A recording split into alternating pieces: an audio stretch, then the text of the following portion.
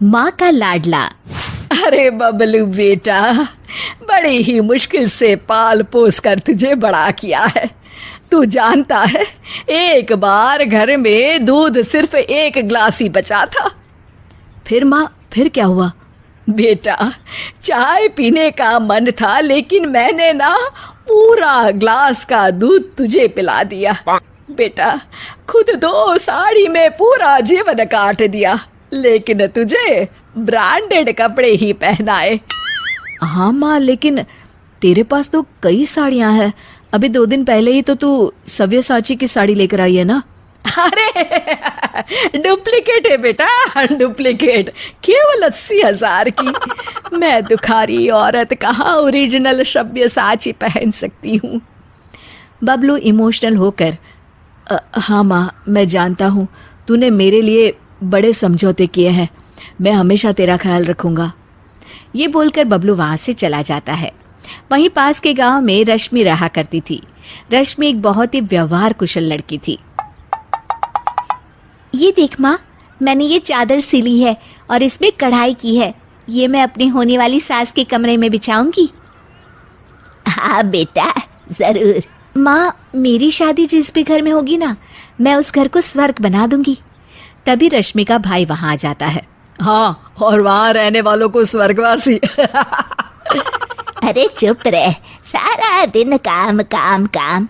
तुझे फिक्र भी है, तेरी बहन बड़ी हो गई है, उसके लिए कोई लड़का भी देख। अरे वही तो बताने आया हूँ माँ।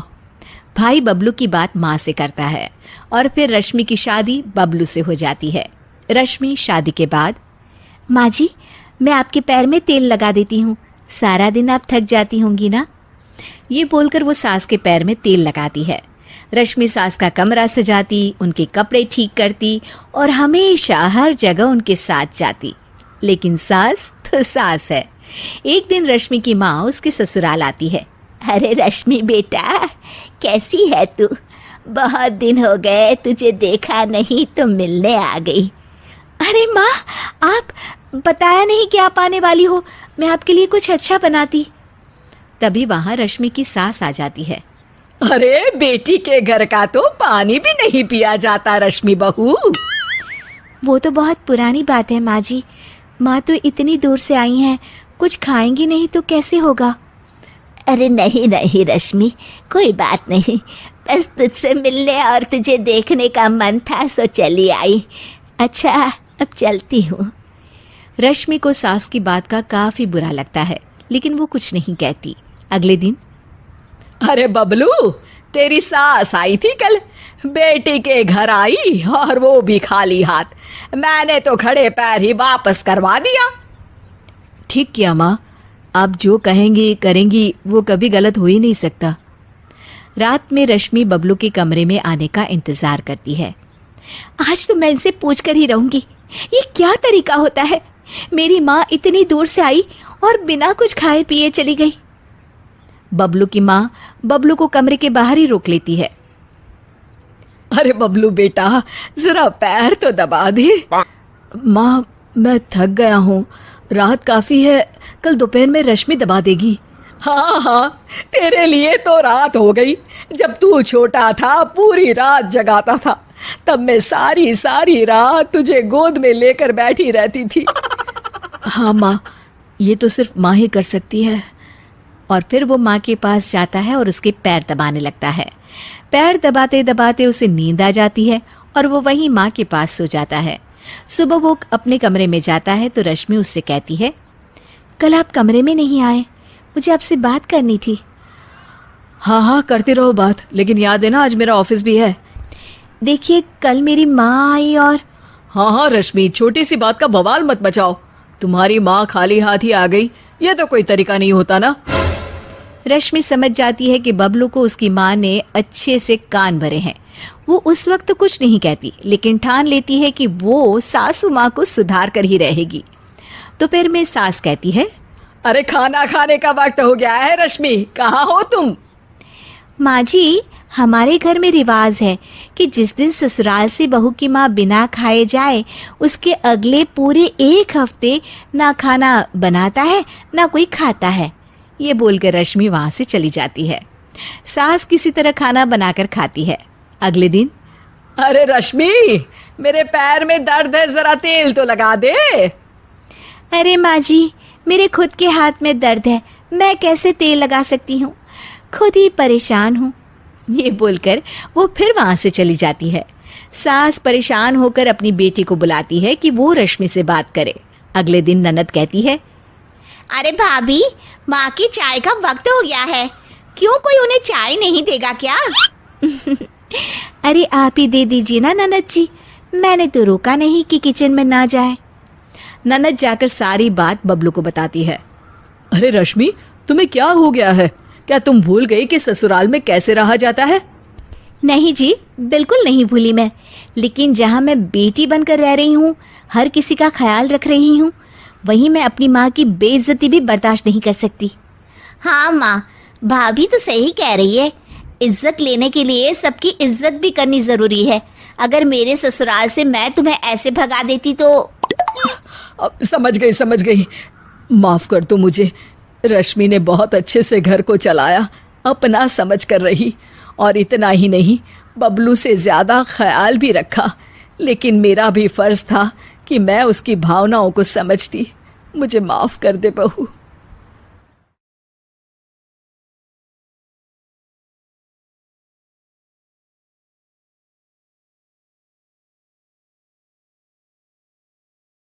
भाभी जरा मेरा टिफिन दे दो, कॉलेज के लिए लेट हो रही हूँ। ये ले बेटी, तेरा टिफिन। तभी रमन भी वहां आ जाता है। माँ, तुम अकेले ही सारा काम क्यों कर रही हो? प्रतिज्ञा कहाँ है? तुम्हें उसकी फिटनेस का तो पता है ना, बैकयार्ड में एक्सरसाइज कर रही है। फिटनेस और एक्सरसाइज वगैरह ठीक है, लेकिन उसे घर के काम में तुम्हारी मदद भी तो करनी चाहिए। अरे ठीक है, सीख जाएगी। जब तक मैं हूं, तुम्हें किस बात की फिक्र? हाँ? इसके बाद रमन और उसकी बहन दोनों घर से निकल जाते हैं और सास घर के कामों में व्यस्त हो जाती है। वहीं दूसरी तरफ प्रतिज्ञा अपनी एक्सरसाइज पूरी करके थकी हुई गार्डन में ही बैठ जाती है। आज तो पूरे 2.5 घंटे एक्सरसाइज कर ली। Now I am tired. थोड़ी देर आराम करके फिर शाम को योगा करूंगी। प्रतिज्ञा अपने कमरे में जाकर सो जाती है। सुबह से शाम हो जाती है। रमन और रेखा भी घर वापस आ जाते हैं, पर प्रतिज्ञा अभी तक कमरे से बाहर नहीं निकलती, जिस पर एक बार फिर अपनी माँ को अकेले काम करते हुए देखकर रमन उनसे कहता है, माँ, तुम हर समय अकेले काम में लगी रहती हो, आखिर प्रतिज्ञा पूरा दिन करती क्या है? बेटा, वो थक कर आराम कर रही है, आ जाएगी। तुम हाथ मुंह धोकर डिनर करने आ जाओ। रमन बिना कुछ बोले वहां से चला जाता है। थोड़ी देर बाद वो सब डिनर करने बैठते हैं। तभी प्रतिज्ञा भी वहां आ जाती है और डिनर में बने खाने को देखकर बोलती है, मम्मी, ये क्या, सब कुछ तला भुना बनाया है। ऐसा खाना आप सब और मेरी हेल्थ के लिए कितना खराब है। प्रतिज्ञा, तुम खुद कभी माँ की मदद करती नहीं और ऊपर से खाने में नुक्स निकाल रही हो। अरे बहू, हम सबकी हेल्थ के बारे में ही तो सोच रही है। बहू, मुझे ना वो डाइट वाला और बिना घी तेल का खाना बनाना आता नहीं। कुछ नहीं होता मम्मी, वो भाभी बना लेगी। आखिर इतनी फिटनेस फ्रीक है, डाइट फूड बनाना भी जरूर आता होगा। वो सब डिनर करके सोने चले जाते हैं। अगली सुबह फिर हमेशा की तरह प्रतिज्ञा अपनी एक्सरसाइज और योगा करने लगती है और उसकी सास घर का सारा काम, जिसे करते हुए अचानक उनकी तबीयत खराब हो जाती है और सीने में दर्द शुरू हो जाता है। मर गई बहू। रमन, अरे कोई तो सुनो। और इसी बीच वे बेहोश हो जाती हैं। सास की आवाज सुनकर प्रतिज्ञा और उसका पति भागते हुए रसोई में आते हैं, जिसके बाद उन्हें लेकर अस्पताल जाते हैं। डॉक्टर प्रतिभा की सास का चेकअप करके कहते हैं, अरे इनका कोलेस्ट्रॉल लेवल तो बहुत हाई है और दिल भी कमजोर होता जा रहा है। इनका लाइफस्टाइल और खाने पीने की आदत बदलनी होगी। सिर्फ light and non oily food ही खाना है और कुछ समय तक पूरा रेस्ट, साथ में कुछ एक्सरसाइज या योगा करे तो अच्छा रहेगा। पूरी जांच के बाद डॉक्टर उन्हें घर भेज देते हैं। अब घर का सारा काम प्रतिज्ञा को करना पड़ता है, जिससे वो अपनी सास के साथ पूरे घर को डाइट फूड खिलाना शुरू कर देती है। प्रतिज्ञा, ये क्या बेस्वाद और फीका खाना है, मैं ये सब नहीं खाने वाला। हाँ भाभी, बीमार तो मम्मी है, फिर हम ऐसा खाना क्यों खाएं? प्रतिज्ञा किसी की बात पर कोई ध्यान दिए बिना सास को बढ़िया एक्सरसाइज कराने के साथ कुछ ना कुछ गड़बड़ करते हुए घर का काम करती रहती है। एक शाम रमन प्रतिज्ञा से चाय मांगता है। ये लीजिए, पर मैंने इसमें चीनी थोड़ी कम डाली है। रमन चाय पीता है और तुरंत ही उसे दोबारा कप में पलट देता है।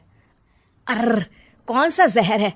अरे जहां खाने में नमक डालना होता है वहां डालती नहीं, और इसमें नमक ही नमक भर दिया। उई माँ, सॉरी, मैं दूसरी चाय बना देती हूँ। अरे रहने दो, तुमसे फिटनेस का ध्यान रखने के अलावा और कुछ नहीं हो सकता। इसके बाद प्रतिज्ञा कपड़े धोने जाती है, जिसमें वो रंगीन और सफेद सब कपड़े एक जगह मिक्स कर देती है, जिससे एक कपड़े का रंग दूसरे पर चढ़ जाता है और उसी वजह से रेखा की नई ड्रेस खराब हो जाती है। भाभी, ये आपने क्या किया? मेरी नई ड्रेस थी, सारी खराब कर दी। सॉरी रेखा, मुझे पता नहीं था और मैंने सारे कपड़े एक साथ ही वॉशिंग मशीन में डाल दिए।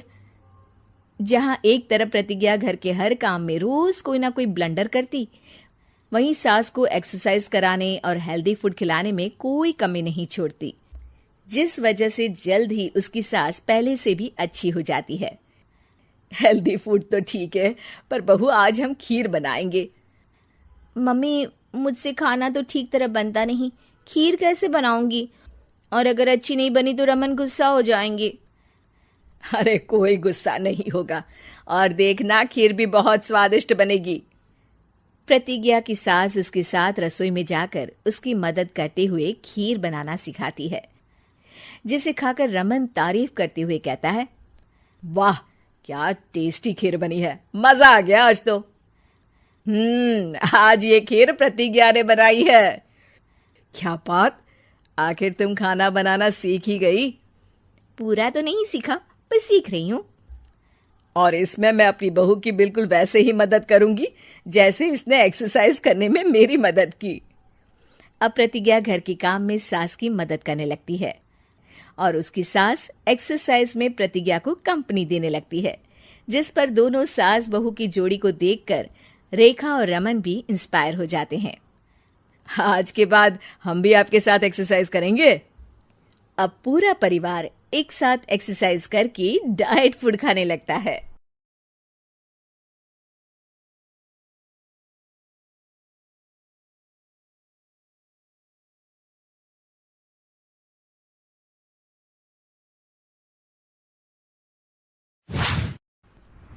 मम्मी जी, चाय ले लीजिए।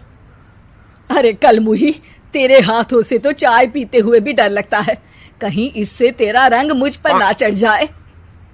अगर इन्हें इतनी ही शर्म होती तो मेरे इतने हैंडसम भाई को इस तरह फंसाती नहीं। बानी और शिवम की लव मैरिज हुई है।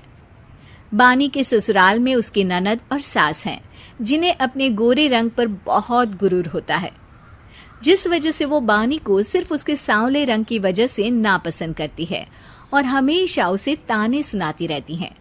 बानी उनकी सभी जली कटी बातें सुनकर चुपचाप वहां से चली जाती है। तुम माँ और छोटी को कुछ बोलती क्यों नहीं? मम्मी जी बड़ी हैं, हर छुटकी ना समझ, इस तरह उन्हें उल्टा जवाब देना सही नहीं। मेरी जिम्मेदारी उनकी सेवा करना है, जो मैं पूरे दिल से हमेशा करती रहूंगी। ऐसा बोलकर बानी रसोई में जाकर रात के खाने की तैयारी करने लगती है। रात को खाना खाते हुए बानी की सास उसे कहती है, कल मैंने अपनी फ्रेंड्स के साथ किटी पार्टी रखी है, समय से सारा खाना बना देना और अपना मनहूस चेहरा लेकर ज्यादा उनके सामने मत आना, समझी? माँ, बानी आप दोनों की कितनी परवाह करती है, फिर भी आप उससे इतना बुरा व्यवहार क्यों करती हैं? अरे एक तो लव मैरिज करके इस कलमुही को हमारे सर पर लाकर बिठा दिया और अब हम इसे कुछ बोल भी नहीं सकते क्या? भैया तो इनकी तरफदारी करेंगे ही, आखिर इन्होंने पूरी तरह उन्हें अपने वश में जो किया है। जिसे जो करना है करे, बस कल मेरा सारा काम समय पर हो जाना चाहिए। इस पर सब खाना खाकर सोने चले जाते हैं और अगले दिन बानी जल्दी उठकर सास की किटी पार्टी के लिए तैयारियां शुरू कर देती है, जिस पर पार्टी शुरू होने के बाद सास की सहेलियां कहती हैं, अरे वाह री, तेरी बहू ने तो बड़े स्वादिष्ट समोसे बनाए हैं। हाँ भाई, रंग कैसा भी हो, खाना बनाने में बिल्कुल अन्नपूर्णा है। अरे इसकी भी क्या बात करनी, मेरी बेटी से मिलो, इसकी सुंदरता के आगे तो उर्वशी रंभा भी फेल है। उर्वशी रंभा को तो फेल कर देगी, पर क्या अन्नपूर्णा बन पाएगी? अरे इसे काम करने की क्या जरूरत, उसके लिए बानी है तो। और मैं तो इसकी शादी भी किसी नौकर चाकर वाले घर में ही करूंगी। बानी वापस रसोई में चली जाती है और किटी पार्टी चलती रहती है। उसी रात को बानी की सास गुस्से में चिल्लाते हुए अपने कमरे से बाहर निकल कर आती है। हाय रे, चोरी हो गई मेरे पैसे। पक्का पक्का इस कलमुही की वजह से हुआ है ये सब। अरे क्या हुआ माँ, कौन सा आसमान टूट गया? अरे आसमान तो उसी दिन टूट गया था जब तू इस कलमुही से शादी करके इसे घर में ले आया था। खुद तो आई ही, अपने साथ साथ मनहूसियत का काला साया भी मेरे घर ले आई। अरे हुआ क्या माँ? अरे मेरी तिजोरी में रखे पैसे कहीं गायब हो गए, सुबह ही देखा, अरे यहीं रखे थे। क्या आप मुझ पर चोरी का इल्जाम लगा रही हैं? अरे काली बिल्ली पर भी क्या कोई मनहूसियत का इल्जाम लगाता है? ऐसा बोलकर बानी की सास वहां से चली जाती है, जिसके बाद शिवम और बानी बात करने लगते हैं। देखो, मम्मी की बात का बुरा मत मानना, वो बस परेशान है ना, इसलिए कुछ भी बोल गई। वो परेशान नहीं, मुझसे नफरत की वजह से ऐसा बोलकर गई हैं। उन्हें मैं हमेशा एक आंख नहीं सुहाती। देखो बानी, अगर तुम चाहो तो हम दूसरा घर लेकर वहां शिफ्ट कर सकते हैं। आखिर तुमसे प्यार करके तुम्हें अपनी जिम्मेदारी पर इस घर में लेकर आया हूं, इस तरह टॉर्चर नहीं होने दे सकता। अगर आप साथ हैं तो मुझे किसी चीज की टेंशन नहीं, और आखिर वो हमारी बुजुर्ग हैं, हम उन्हें और छुटकी को इस तरह अकेले छोड़कर कैसे जा सकते हैं। इसके बाद बानी भी अपने कमरे में चली जाती है और अब हर रोज उसकी सास की तिजोरी से पैसे गायब होने लगते हैं। इसी तरह कुछ समय बीत जाता है और वो हर बार हर चीज का इल्जाम बानी पर लगाती है, पर बानी कभी कुछ भी नहीं बोलती। कल मुही नास पीटी, बहू को घर की लक्ष्मी बोलते हैं, ये तो पनौती बनकर आई है, पनौती। एक रात बानी की सास को आधी रात में प्यास लगती है, तो वो पानी पीने रसोई की तरफ जाती है। तभी उसे अपनी बेटी के कमरे में कुछ आवाज सुनाई देती है। हाँ हाँ, मैंने मम्मी की तिजोरी से हर रोज थोड़े थोड़े पैसे निकाल कर हम दोनों के लायक खूब पैसे इकट्ठे कर लिए हैं, और मम्मी आज तक उस सब के लिए भाभी को ही जिम्मेदार समझती है। तुम बस जल्दी से आकर मुझे यहाँ से ले जाओ और हम कहीं दूर जाकर शादी कर लेंगे। मम्मी को कुछ पता नहीं चलेगा, सब मुसीबत खत्म। अपनी बेटी की ये सारी बातें सुनकर बानी की सास भौचक्की रह जाती है और अपने कमरे में वापस चली जाती है। जब अगली सुबह बानी सास के कमरे में आती है, मम्मी जी क्या बात है, आज आप कमरे से बाहर ही नहीं आई? आपकी तबीयत तो ठीक है ना? क्या छुटकी कमरे से बाहर आई या तुम उसके कमरे में गई? नहीं नहीं, क्यों, जाना है क्या? मैं अभी चली जाती हूँ। नहीं, कोई कहीं नहीं जाएगा। इस पर वो बानी को साथ लेकर कमरे से बाहर आती है, जहाँ शिवम भी होता है।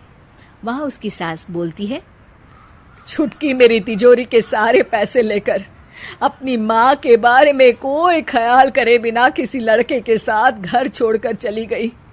और बहू, तुमने मुझ जैसी सास की सेवा करने के लिए अपने ही पति के साथ दूसरे घर जाने से मना कर दिया। मैंने हमेशा तुम्हारा रंग देखा अच्छा ही नहीं, जो मेरी सबसे बड़ी गलती है। मुझे माफ कर दे बेटा। और इसके बाद बानी की सास कभी अपनी बहू की तारीफ करते थकी नहीं।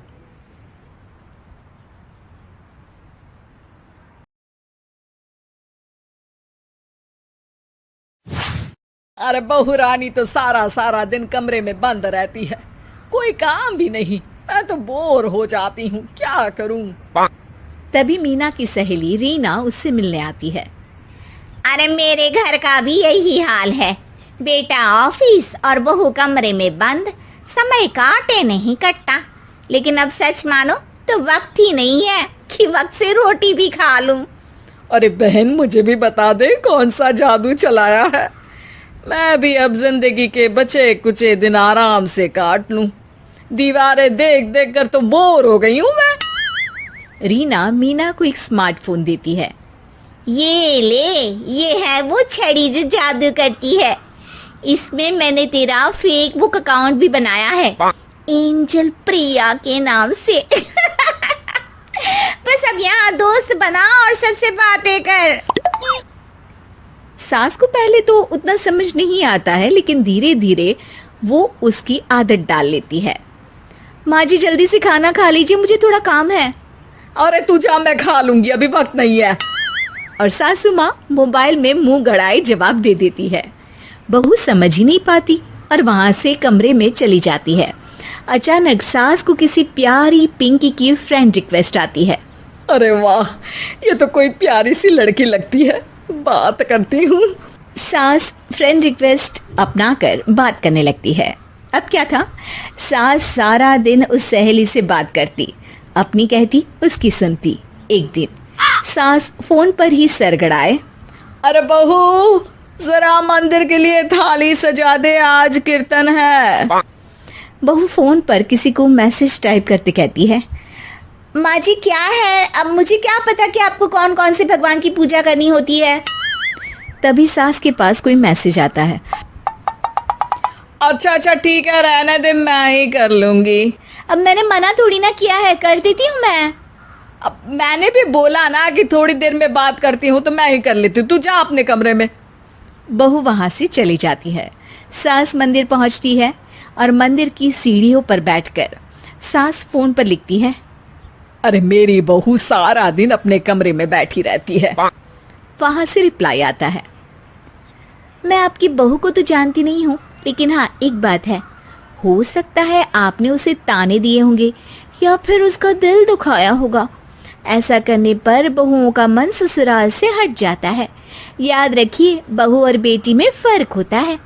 सास घर जाती है और बहू से बड़े ही प्यार से बात करती है, उसके लिए खाना बनाती है, उसे गिफ्ट में साड़ी भी देती है। जिसके बाद अगले दिन, माँ जी चलिए, आज मैं भी आपके साथ मंदिर चलती हूँ, आते वक्त भोले भैया के गोलगप्पे खाकर आएंगे।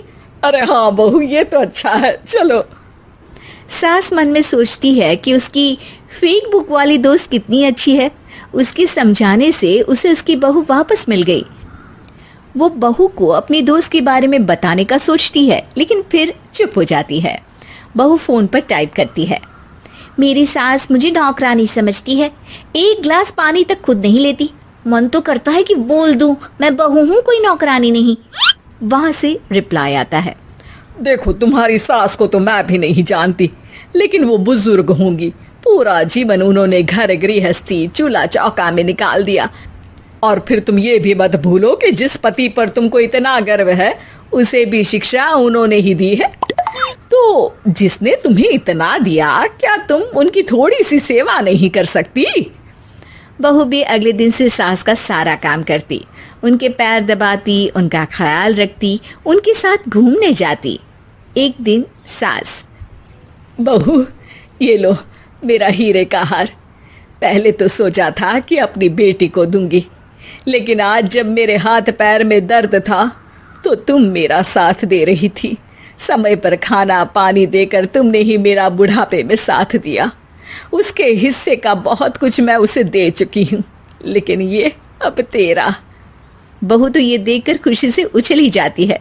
वो सास को गले लगाकर कहती है, माँ जी आप सच में बहुत अच्छी है, भला हो उस एंजल प्रिया का जिसने मुझे आपसे वापस मिलवा दिया, वरना मैं तो हमेशा आपको गलत ही समझती। मैं तो सोचती थी काश वो एंजल प्रिया मेरी सास होती। क्या नाम लिया बहू? एंजल प्रिया तेरी फेक बुक फ्रेंड है? हाँ माँ जी, वो बहुत अच्छी है, उन्होंने ही मुझे बताया कि सास की कीमत क्या होती है। अरे बहू, कहीं तू प्यारी पिंकी तो नहीं? जी माँ जी, मैं ही हूँ प्यारी पिंकी। क्यों? सास बहू को गले लगाकर कहती है। मैं भी यही सोचती थी कि काश प्यारी पिंकी मेरी बहू होती। शुक्रिया बहू। सासू माँ, शुक्रिया तो हम दोनों को फेसबुक और सोशल मीडिया का करना चाहिए, जिसने हम दोनों को एक दूसरे से दिल से मिला दिया। अब तक दोनों को समझ आ गया था कि जो खुशी वो बाहर ढूंढ रहे थे, सच में तो वो उनके घर में ही थी।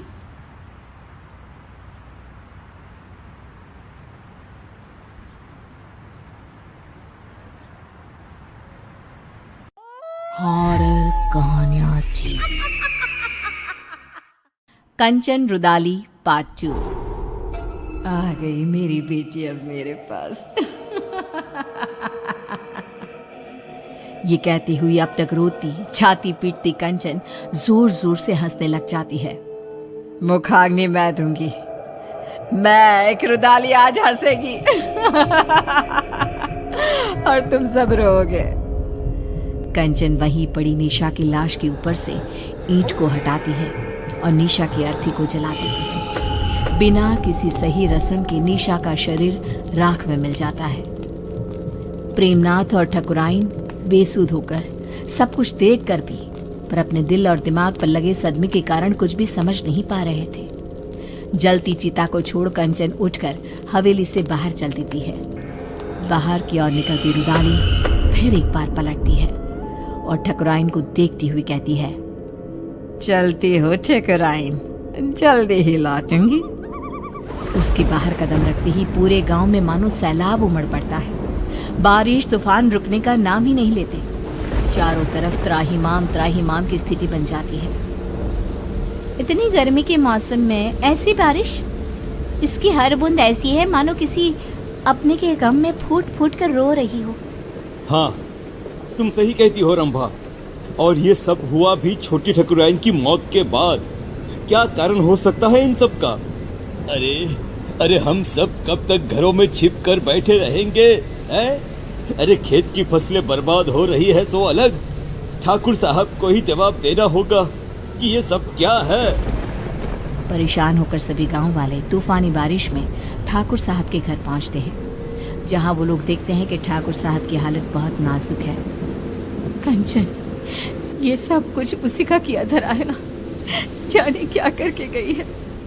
जैसे ही उसने हवेली से जाते वक्त कहा जल्द ही लौटती हूँ, तब से इनकी तबीयत बिगड़ते ऐसी हो गई है। शहर से कोई डॉक्टर भी आने को राजी नहीं हो रहे। अब कंचन के घर जाना ही एक उपाय दिखता है।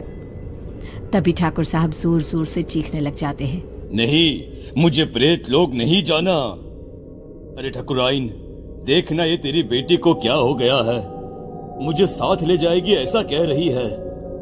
ये क्या कह रहे हैं आप? यहाँ पर कोई नहीं है। अजी, निशा क्यों ले जाएगी आपको? ऐसा कुछ नहीं होगा जी। अरे गट्टू, तू भी आ गया। देख रही हो ना ठकुराइन, तुम्हारी बगिया संभालने वाला गट्टू आज तेरी बगिया उजाड़ने आया है। ये तो बहुत बुरा संकेत है ठकुराइन। ठाकुर साहब को सब मरे हुए लोग दिख रहे हैं। अरे जिस दिन हमारी निशा मरी थी, उसी रात गट्टू भी मरा था। मरे हुए पति को छोड़ फिर भी कंचन ठाकुर साहब की बेटी को रोने आ गई। अजीब सा नहीं लगा सुनकर? क्या वो रुदाली गट्टू की पत्नी है? ये सब क्यों हो रहा है? इसका जवाब बस वही दे पाएगी। हाँ ठकुराइन, और हमें एक बच्चा होगा, ये सपना भी गट्टू की पत्नी को ही आया था, जबकि हमारे वंश को तो श्राप था, श्राप। तेज बारिश में सभी भीगते भीगते रुदाली की कुटिया के बाहर पहुंचते हैं। तेज बारिश में बाहर औरतें काले कपड़े में अपने बालों को खोले अपने घुटनों पर बैठी जोर जोर से अपना सर घुमा रही थी। आएगा आएगा गया रे आएगा आएगा गया रे, ऐसे कुछ अजीबोगरीब गाना गाती हुई जोर जोर से सर घुमाती वो औरतें बहुत डरावनी लग रही थी। हमें अंदर चलना चाहिए। सभी दरवाजा खटखटाते हैं पर कोई दरवाजा नहीं खोलता। तोड़ दो दरवाजा। हाँ, तोड़ दो दरवाजा। दरवाजा तोड़ दो। दरवाजा तोड़कर सभी अंदर आते हैं। सामने का दृश्य ऐसा भयावना कि कोई अपनी आंखों पर विश्वास नहीं कर पा रहा था। ये क्या? हे भगवान! ये कंचन कौन है? इसके घर से तो प्रेत लोक का रास्ता जाता है। कंचन उठकर आगे बढ़ती है और जाते हुए अंगारों को पार करती एक अजीब से चेहरे के राक्षस के पास पहुंचती है, जिसके हाथ में चाबुक था, जिससे वो रूहों को सजा देता था।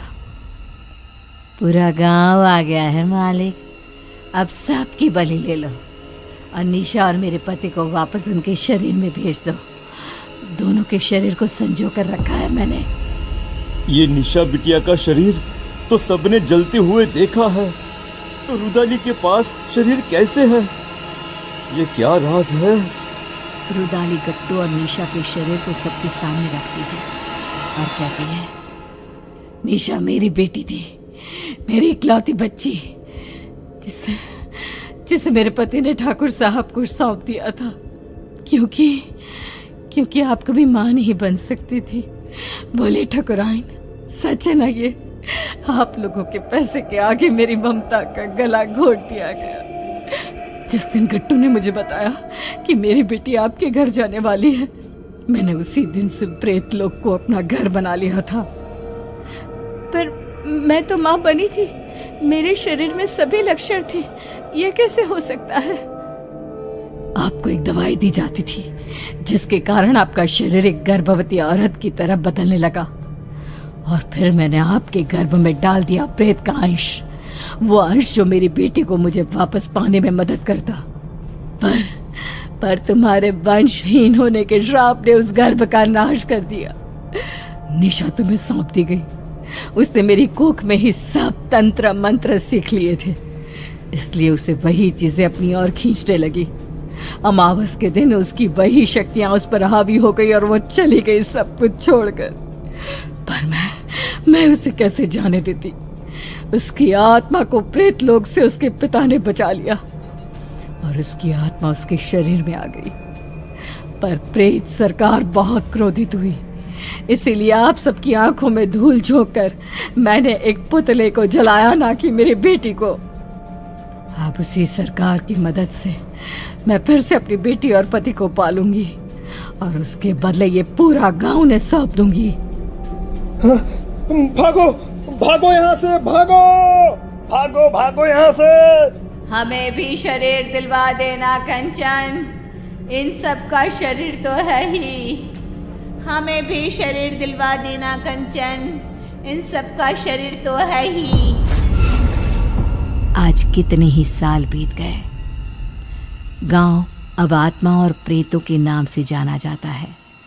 इतने मुर्दों में रह गई है जिंदा तो बस कंचन।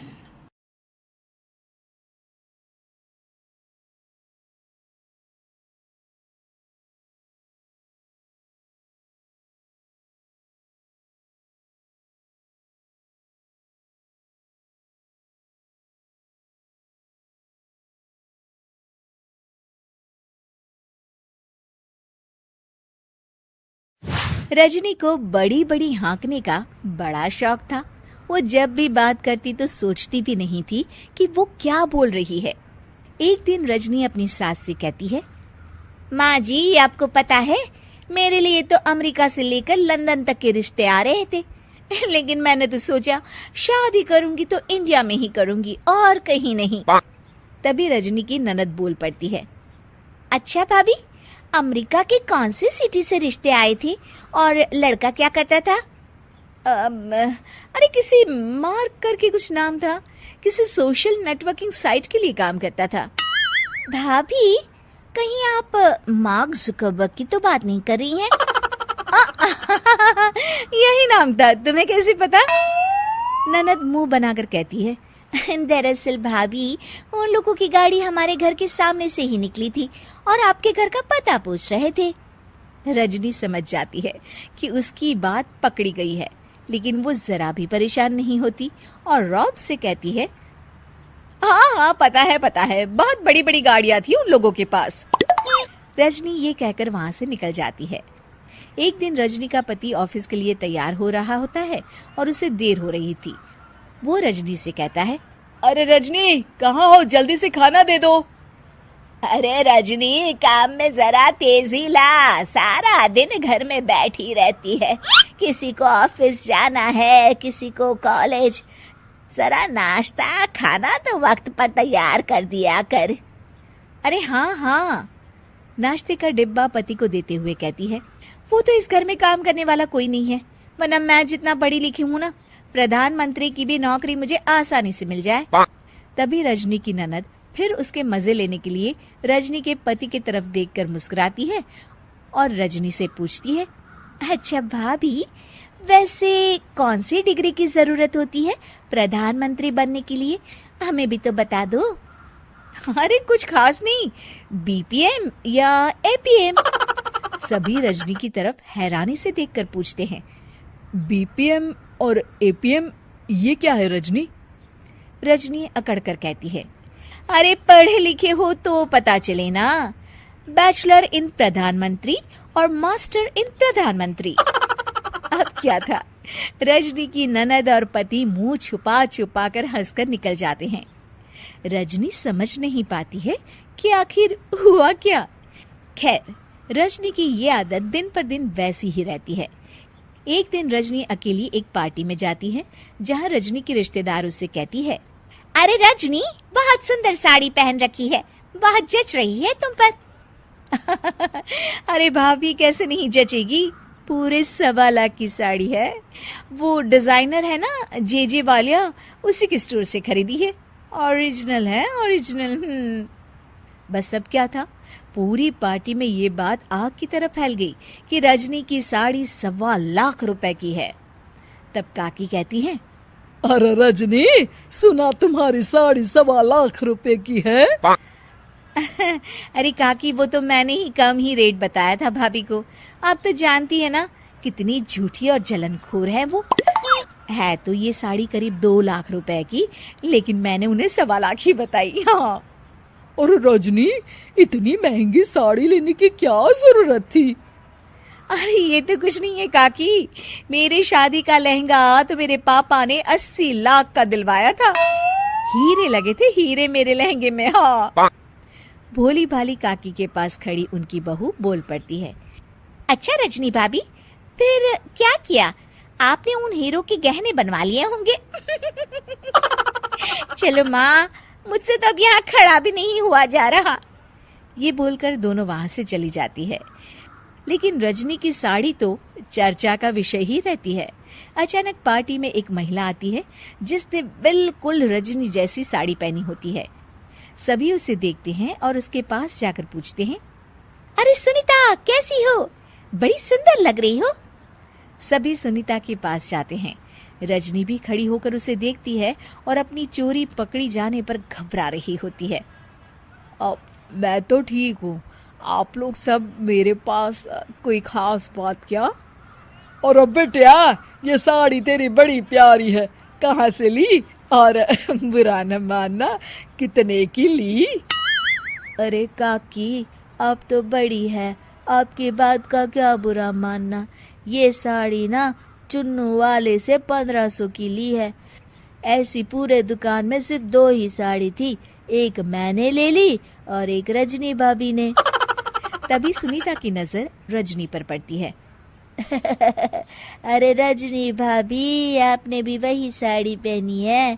फोन पर बात कर लेती तो मैं कुछ और पहनाती। अब क्या था, रजनी की तरफ सारे रिश्तेदार देखने लगते हैं और रजनी वहां से सरपट निकल जाती है। वो मन में सोचती है कि अब मैं कभी हाँकने वाली बात नहीं किया करूंगी।